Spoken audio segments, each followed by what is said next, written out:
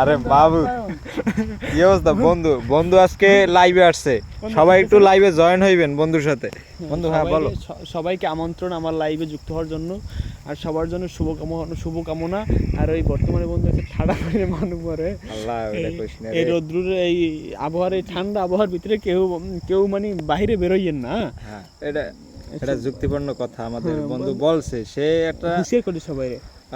অনেক সুন্দর কথা বলছে যে এই সময় আমার বন্ধু দেখছে বাইরে নি ভালো। আমার বন্ধু আর একটু দেখেন বন্ধু, এই শীতল আবহাওয়ার ভিতরে আমরা কোথায় বন্ধু? আমচুরিয়াতে আইছি? না আমচুরিয়াতে না, আমরা আছি এই যে সুন্দর আজকে বিকেল থেকে ঠান্ডা একটা আবহাওয়া বসতে আছে, সেটা দেখার জন্য আমরা এই জায়গায় আছি উপভোগ করতে।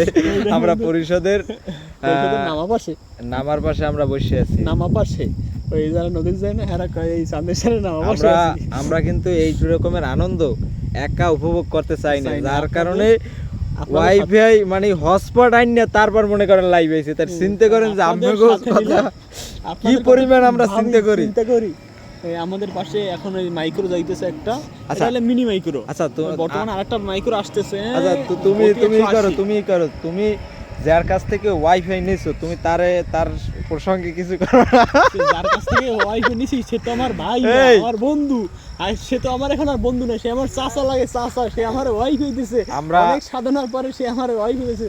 সে তো আমার চাচা লাগে। দাদা দিকেন তোমাকে পালা তো ভালো না, এত গুনগুন লাইভে দাও। আমার গুনগুন লাইভে দাও। তোমার লাইভে তোমার আসার ত্রুটি আছে তোমার কোন? তুমি একটা পোলা মানুষ, তুমি মনে করো ক্যামেরা ধরে ঠাস দেশের খবর কব অন্য কায়দায়, তাই তুমি এরমের পোলাওকা ক্যামেরা দেখলাম। তুমি কি চোর না গুন্ডা কোনটা এটা কও? তোমার এত ভয় লাগে লাইভ দেখতে? তোমার কার বলছে কি জ্বর চলতে আছে, যে কোনো সময় উড়ি মুড়ি যাইতে। তোমার কি 50 কেজি ওজন আছে না শরীরে, না কম? তাইলে তোমার ভয় কি? তোমার ভয় কি? আর নেবে না 50 কেজি নিচে কোনো ভয় নাই, নিট ঠান্ডা এক্সের থাকবা। আপনারা বেশি এক্সের কমেন্ট করবেন। আসসালামু আলাইকুম মোহাম্মদ আমিন ভাইয়া। ওয়ালাইকুম আসসালাম। আপনি কেমন আছেন ভাইয়া?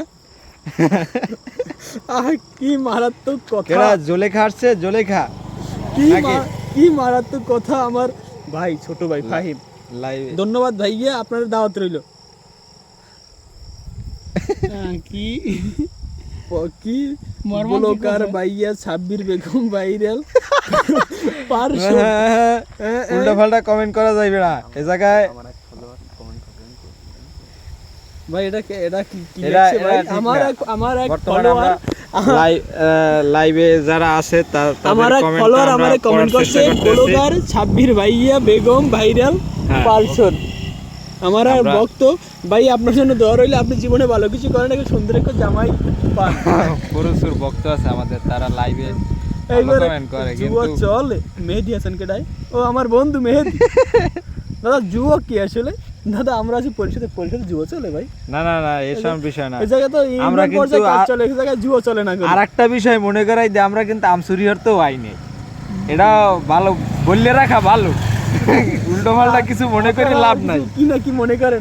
আমরা কিন্তু আগেই বললে রাখছি যে আমরা আমসুরি করতে আসিনি। আমার ছোট একটা ভাগ্নে জাহিদ, আমার বেয়াই, সে কমেন্ট করছে বিকাল থেকে প্রচুর বাতাস। হ্যাঁ মামা ঠিক আছে, বাঁচতে হলে লাইভ করতে হবে। মামা ধন্যবাদ।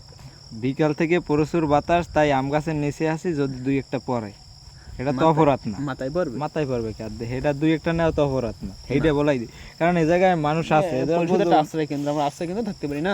হ্যাঁ, যুক্তিপূর্ণ কথা বলছেন। আমরা সেই কারণেই আসছি, কিন্তু আমরা মূলত আমচুরি করতে আমরা আসিনি। আমার বন্ধু আসছে আম গাছের তলায়, আম গাছের তলায় আসছে, একটা মাথায় আম পড়লে নিউটনের বিজ্ঞান হইছে সূত্র আবিষ্কার করে। আমার বন্ধুর বন্ধু কি জানি বলতেছে আমার। মামা মেহেদি হাসান সব পরকীয়া চলে। মামা এটা কি পরকীয়া? কি আপনার কাছে প্রশ্ন রইলে পরকীয়া কি আসলে ভাইয়া? আমরা ভাই দেখছেন ওরা বিষয়ে আমরা অত শিক্ষিত জলি আই। হ্যাঁ মাশাআল্লাহ মামা। তোমরা এই সব কমেন্ট না করি মাশাআল্লাহ তো লিখতে পারো আমাদেরকে। জলি কোনটা বেশি? কেউ ছিল না, আমিই ছিলাম। কোথায় ভাইয়া? তোরে জানি বাড়ির দিয়ে উড়াই আনা লাগে না, বুঝিস? কমেন্ট বুঝবি নি করিস। আমার কি লিখছে? কেউ ছিল না, আমিই ছিলাম। একটা কথা মনে রেখো, এই দুঃখ কষ্ট, প্রতিটা রাতের নিঃশব্দ কান্না কিংবা দিনের ক্লান্ত হাহাকার সবকিছুর সঙ্গেই তোমাকে লড়তে হবে একাই। কইছেন ভাই মনে হয় লাইভের আগেই কমেন্টটা করে রাখছে, খুবই কমেন্টটা করিয়া হ্যাঁ মামা কপি করে রাখছে, তারপরে এখন পেস্ট করছে। ভাইয়ের অনেক ধৈর্য আছে, হ্যাঁ ভাই আমাদের কিন্তু একজন বিশাল ভক্ত সে, এটা বুঝতে হইবে। যাই হোক, কেউ সত্যি বোঝে আমরা না তোমার বর্তমানে এখান যন্ত্রণা থেকে বিদায় গভীরতা, নিতে তাই আসি। আল্লাহ হাফেজ, প্রতিকূলতা যতই সবাই ভালো তীব্র হোক থাকবেন, না সুস্থ কেন, থাকবেন, লড়তে হবে তোমাকেই। ধন্যবাদ। আর শুধু লড়াই নয়, এই অন্ধকার গলি